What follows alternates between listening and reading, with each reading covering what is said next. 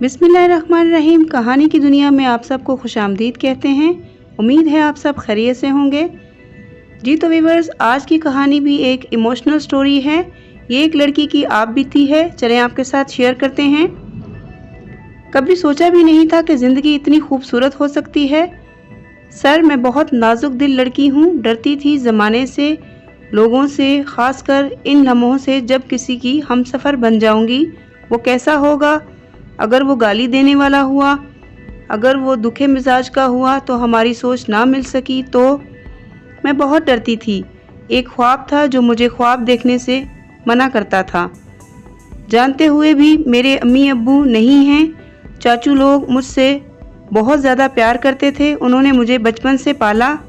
मैंने अपने अम्मी अब्बू को नहीं देखा।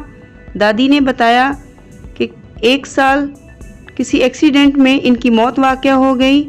किसी मोर्चे में मैं बच गई। चाचू ने मुझे पाला, बहुत प्यार दिया। कभी अम्मी अब्बू की कमी महसूस नहीं होने दी।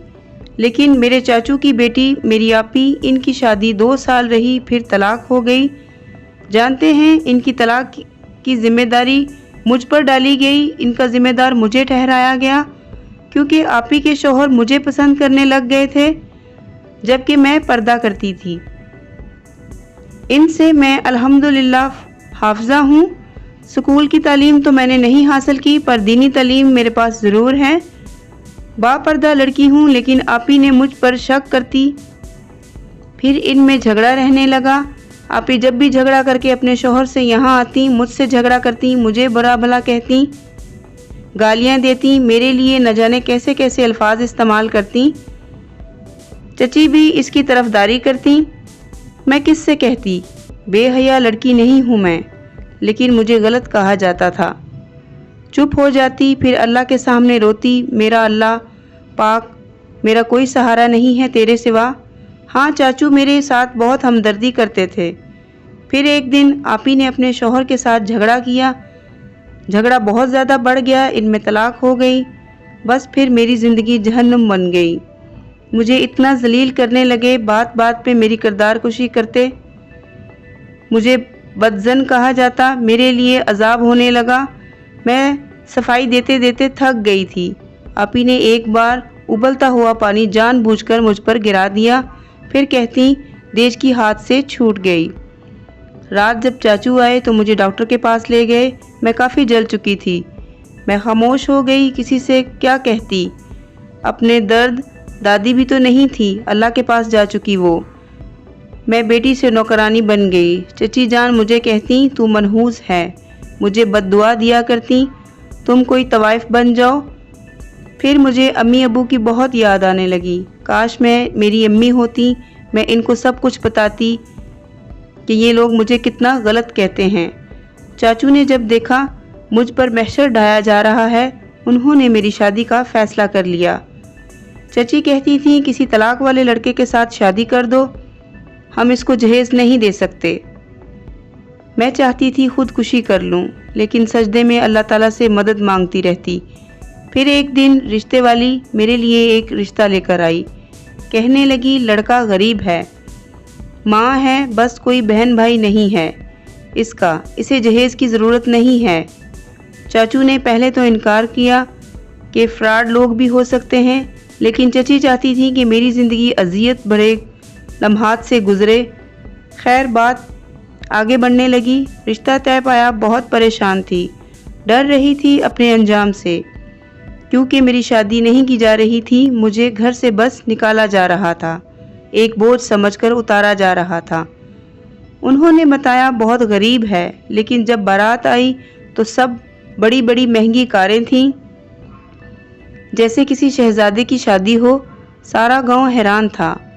चाचू चची आपी सब परेशान हो गए, लेकिन किसी ने भी कोई बात नहीं की। निकाह हुआ, मैं रुखसत हो गई। बहुत रोई। जाते हुए आपी के पाँव को छुआ, चची से भी माफ़ी मांगी।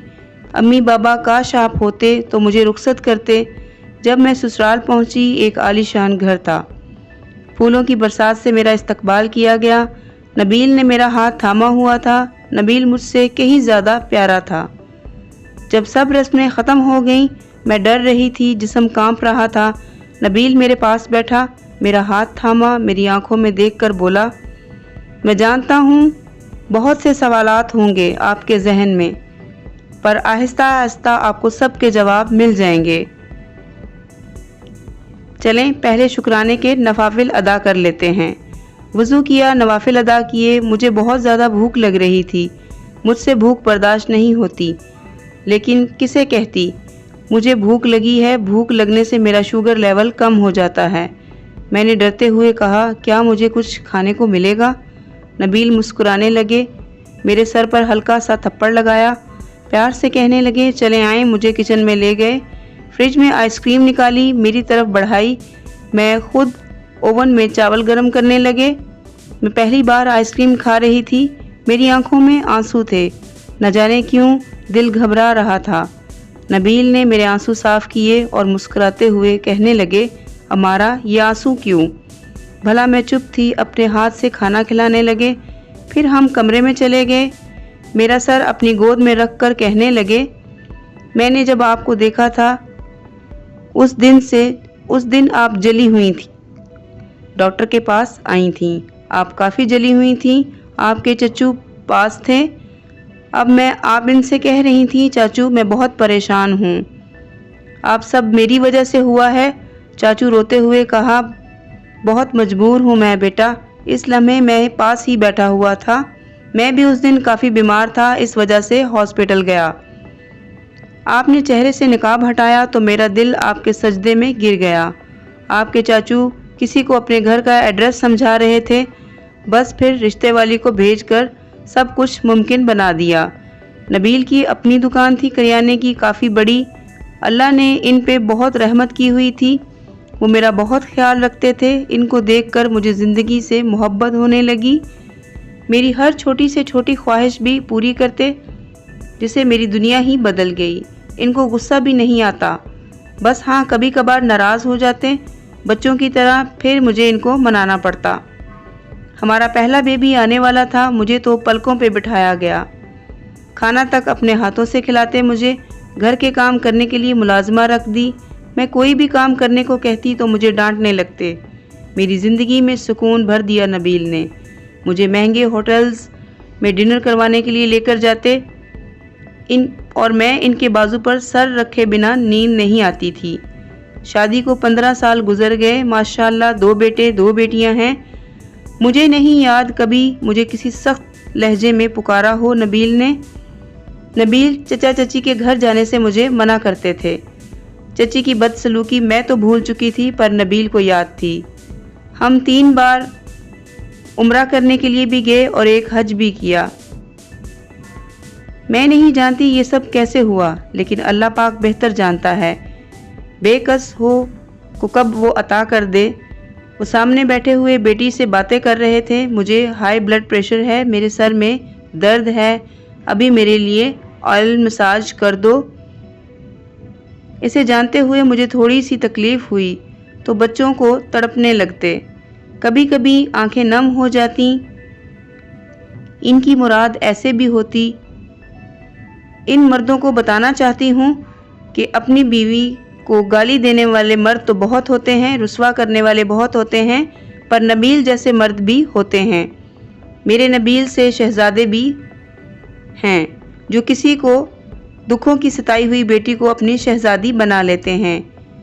नबील के बिना मेरा एक लम्हा भी नहीं गुजरता।